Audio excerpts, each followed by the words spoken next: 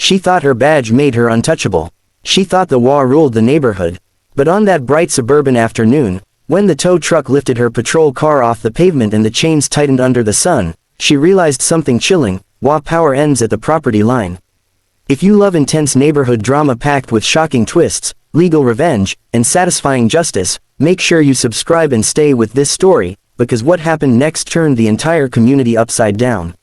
The day the police cruiser was lifted off the driveway was the day everything changed in Maple Ridge Estates, a quiet suburban neighborhood where beige houses stood in neat rows and lawns were trimmed with military precision, not by coincidence but by force of the Homeowners Association led by Vanessa Caldwell, a woman who treated bylaws like scripture and fines like weapons, and for 3 years she had ruled the neighborhood with a polished smile and a ruthless streak that no one dared challenge, except Daniel Harper, a recently transferred county sheriff's lieutenant who had moved into the corner house with the wide driveway and the oak tree Vanessa insisted was 3 inches too close to sidewalk compliance, and from the moment Daniel declined to remove the tree citing county land surveys, Vanessa made it her personal mission to make his life inconvenient, starting with warnings about his department-issued cruiser parked in his own driveway, claiming commercial vehicle restrictions applied even to law enforcement vehicles, and Daniel had calmly shown her the exemption clause in the WA charter, but Vanessa dismissed it, insisting the board would reinterpret the wording at their next meeting,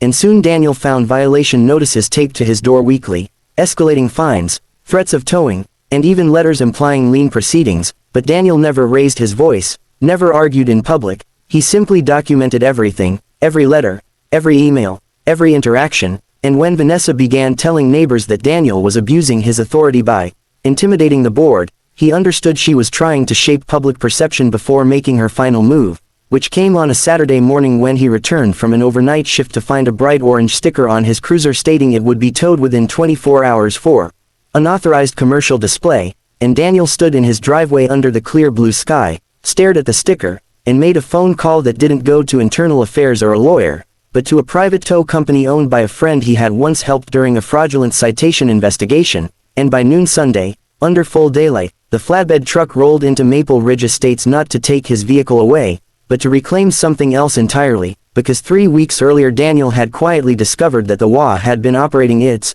security patrol vehicle without proper registration renewal, insurance verification, or municipal authorization to display emergency-style lighting, and that vehicle, a black and white sedan purchased with WA funds and driven by Vanessa's son Tyler who fancied himself a neighborhood enforcer, was technically in violation of county vehicle codes, and Daniel had confirmed through the DMV that its registration had lapsed months ago, and through the insurance bureau that its policy had been canceled for non-payment, and through county records that the WA had never been granted authority to operate a marked patrol car resembling law enforcement, and so when the tow truck driver stepped out and Daniel walked beside him holding his badge at chest level, pointing calmly at the WA patrol sedan parked half on Vanessa's driveway, neighbors began emerging from their homes, phones raised, whispers spreading like wildfire, and Vanessa came rushing out in a gray cardigan and jeans, her expression shifting from confusion to disbelief as she saw chains being secured around the front wheels of the very vehicle she had used to issue warnings to residents about trash can placement, and she demanded an explanation, her voice sharp and shaking, and Daniel explained in a measured tone that the vehicle was being impounded under county ordinance for operating without registration, insurance, and for unauthorized emergency equipment, and that as a sworn officer he had both the authority and obligation to enforce the law regardless of WA position, and Vanessa laughed at first, assuming it was intimidation, but when the cruiser's front end lifted and the metal ramp groaned under its weight, her laughter died, replaced by the stunned silence of someone realizing power had limits, and she threatened to sue, to call the sheriff, to convene an emergency board meeting, but Daniel quietly informed her that the sheriff had already reviewed the documentation and signed off on the action, and that furthermore, financial discrepancies in WA spending on the vehicle had triggered a county audit now underway, and the neighbors who once avoided eye contact with Daniel now watched with thinly veiled satisfaction, because many of them had paid questionable fines, had been bullied into repainting doors or removing garden decorations, had endured Tyler's late-night patrols where he flashed the vehicle's lights at teenagers walking home, and as the tow truck secured the sedan completely, Vanessa's authority seemed to deflate with it. Yet the twist that truly shattered Maple Ridge Estates came 2 days later when the county audit revealed that WA funds allocated for community security enhancements had been partially redirected into a private account tied not to Vanessa but to her husband Mark, who had been listed as an unpaid consultant, And when confronted during a board session attended by nearly every resident, Mark attempted to blame bookkeeping errors, but Daniel presented copies of transfer records showing consistent monthly payments, and the board members, who had long deferred to Vanessa's dominance, realized they had signed off on budgets without scrutiny, and suddenly the woman who once dictated mailbox color codes found herself facing potential embezzlement charges. But even that was not the final blow,